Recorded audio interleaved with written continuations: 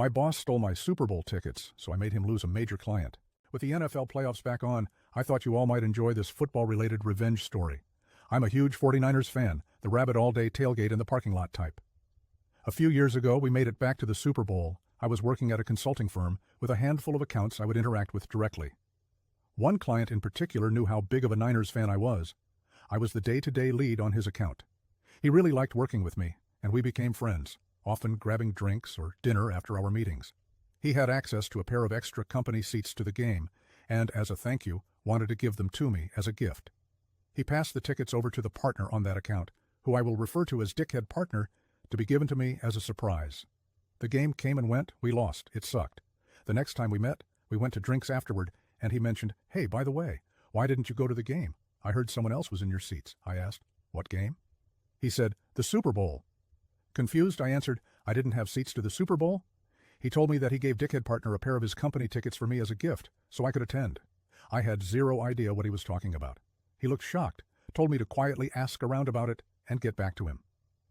When I was back in the office the next week, I found out through one of the secretaries that Dickhead Partner had given a pair of Super Bowl tickets to another one of his clients as a gift from our company. I might have let this sort of thing go to keep the peace under different circumstances, but these were seats on the 30-yard line to see the fucking 49ers play in the Super Bowl. I was pissed. I considered confronting Dickhead Partner myself, but realized it was the client who had noticed I wasn't there in the first place, so if I let him handle it, there would be no blowback on me. So I texted him, "Hey, I just wanted to thank you so much for thinking of me with those seats. It appears that they were given to another one of our firm's clients." He texted back right away, in all caps, "Are you shitting me?" And then, "Pretend I never told you, let me handle." He followed up with me about formulating a plan. A few days later, we were asked to come down for a meeting in their office.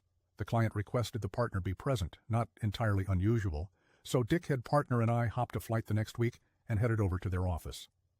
Little did Dickhead Partner know, my client had orchestrated a wonderfully awkward little show to catch him red-handed. When we entered the conference room, it was all the usual suspects, along with a woman in her 30s we didn't recognize. My client immediately introduces, "Dickhead Partner, this is Stephanie such and such, VP from other department. She wanted to sit in on this meeting. Hey, OP, you guys must already know her from the Super Bowl." She then responds as she goes to shake my hand, "Oh, I don't think so. Did we meet there? I'm sorry if I forgot." Client responds, "Geez, Steph, how much did you have to drink? They were sitting right next to you." Client looks at me, and I say, "Sorry, client, I wasn't there." "Are you thinking of someone else?"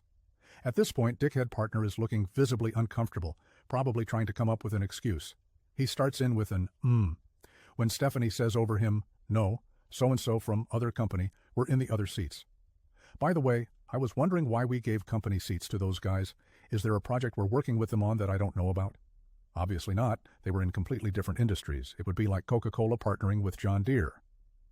Dickhead Partner lets out an again, and the client immediately speaks over him asking, "Dickhead Partner, I gave you those tickets for OP?"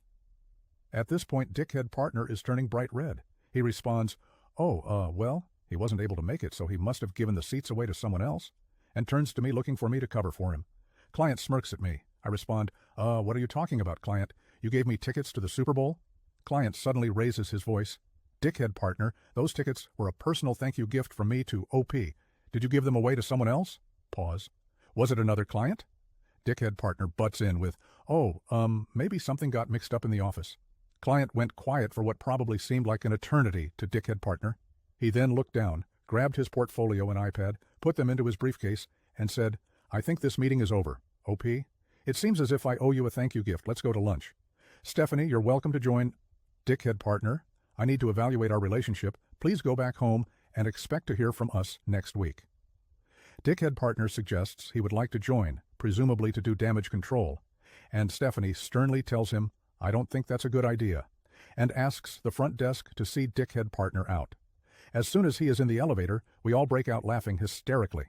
Stephanie wasn't really a VP, just an employee at the company who client had drafted into helping with his pre-planned meeting skit, but she did end up coming to lunch with us, and was a fellow Niners fan and total blast to hang out with. On our way to the restaurant, I got a desperate text from Dickhead Partner saying I needed to cover for the firm and that we could discuss things when I got back. I replied, "Yes, we need to talk, but I'll see what I can do." Client told me to wait a couple hours and then respond to him. 1. To expect invoices for the resale value of the Super Bowl tickets Resale is way above face value. It was over 10K. As well as our lunch. He picked a pricey spot and made a big show of overspending, and that he expected them to be paid immediately. 2. Expected I be given a direct apology. 3. Expected a written apology to his company for what he considered theft.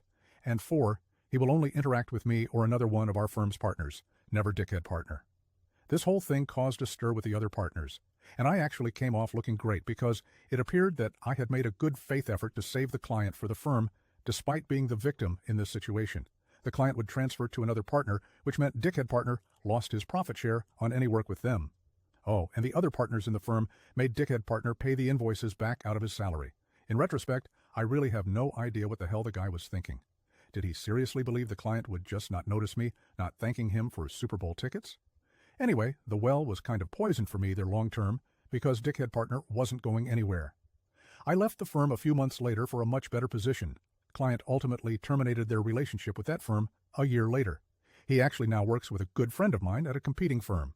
I'm still pissed I missed out on the Super Bowl, even though we lost, hoping we make it back this year so I can finally go to one in person. Go Niners!